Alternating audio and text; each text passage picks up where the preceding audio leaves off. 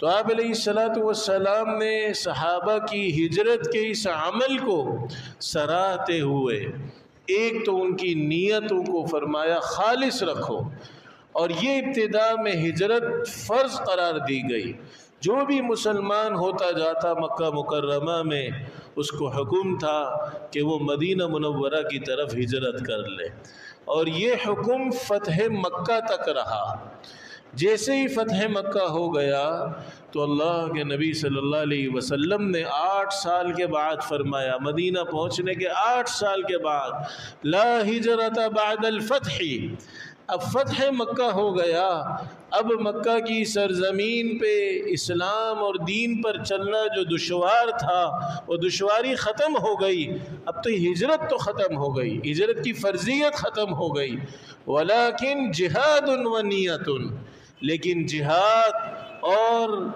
جہاد کی نیت یہ قیامت تک جاری رہے گا، نیت عمدہ ہو۔ اور یہ جو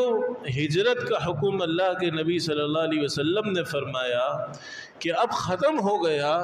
یہ مکہ سے مدینہ جو ہجرت فرض تھی اس کا حکم ختم ہوا، باقی دار الفساد سے، دار الکفر سے، دار الحرب سے دار الامان کی طرف، دار الاسلام کی طرف، جہاں دین پر چلنا مشکل ہو اس جگہ کو چھوڑ کر اپنی جان اور مال کا تحفظ کرتے ہوئے امن و امان کے حصول کی خاطر دوسری طرف ہجرت کرنا آج بھی باقی ہے۔ اور یہ ہجرت تو ظاہری ہے، یہ ہجرت تو ظاہری ہے، نقل مکانی جسے کہا جاتا ہے۔ اللہ کے نبی صلی اللہ علیہ وسلم نے ایک ہجرت حقیقی کو بیان فرمایا، المہاجر من ہجر ما نہی اللہ عنہ ورسولہ، حقیقی ہجرت کرنے والا وہ ہے جو ہر اس چیز کو چھوڑ دے جس سے اللہ اور اس کے رسول صلی اللہ علیہ وسلم نے منع فرمایا۔ یہ ہجرت حقیقی قیامت تک جاری ہے۔